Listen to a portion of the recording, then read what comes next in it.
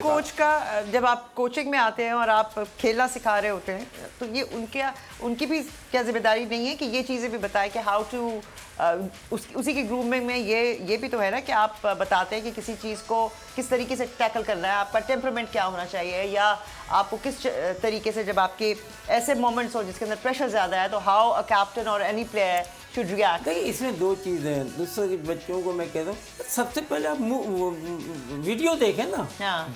आजकल तो जब से काफ़ी सालों से अब तो वीडियो है ना, सारे मैच की है ना आपको मिल जाती है।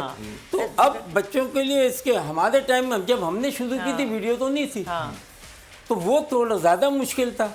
अब आपके पास वीडियो आ गए, अब एक एक तरीके से आप देख सकते हैं, खेल सकते हैं। आपको ये भी पता है कि कहाँ पर बॉल पड़ी है, कितना बॉल है, कहाँ आपका पैर आना चाहिए।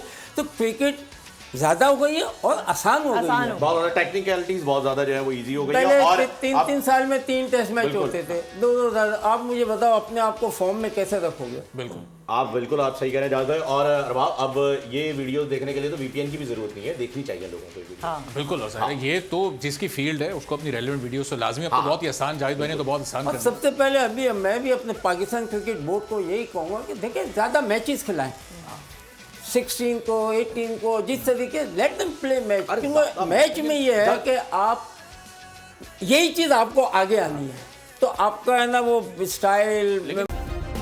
सब्सक्राइब करें और बेल दबाएं ताकि कोई खबर रह न जाए।